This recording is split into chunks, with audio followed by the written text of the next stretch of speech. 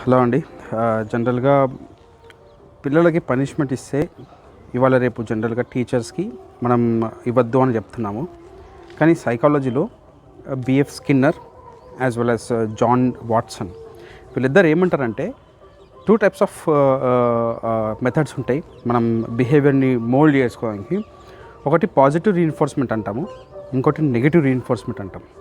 Positive reinforcement అనేది ఎలా ఉంటుందంటే, మనము పిల్లలకి ఏదన్నా నువ్వు ఈ వర్క్ చేసేయు, ఈ టాస్క్ కంప్లీట్ చేయు, చేసిన తర్వాత అతనికి ఆ పిల్లలకి మనం రివార్డ్ ఇవ్వడం కానీ, ఏదో వాళ్ళకి ప్రైజ్ చేయడం కానీ, వాళ్ళకి ఎంకరేజ్ చేయడం, అది positive reinforcement.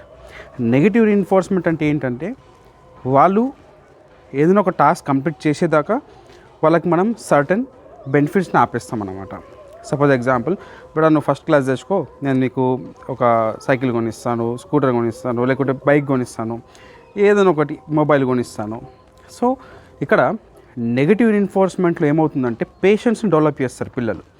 So positive రీఇన్ఫోర్స్మెంట్లో generally smart పిల్లలు చేస్తూ ఉంటారు.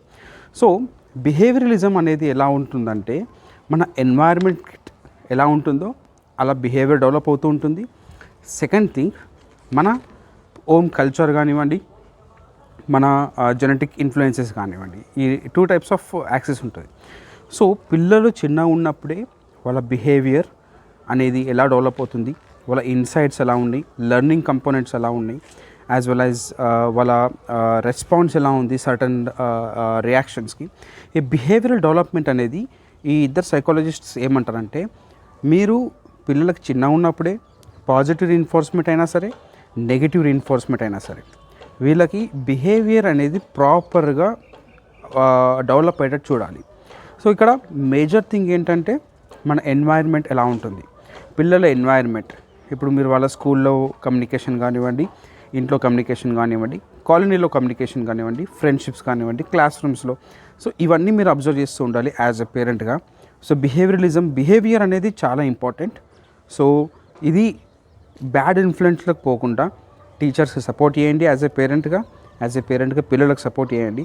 మంచి బిహేవియర్, వాళ్ళకి పాజిటివ్ రీఇన్ఫోర్స్మెంట్ అయినా సరే, నెగిటివ్ రీఇన్ఫోర్స్మెంట్ అయినా సరే, ఏ మెథడ్ అయినా సరే మీరు ఇంప్లిమెంట్ చేసినా కానీ వాళ్ళు బిహేవియర్ మంచి నేర్చుకునేటట్టు చూడండి. సో ఇది మీరు ఇవాళ నేర్చుకునేది.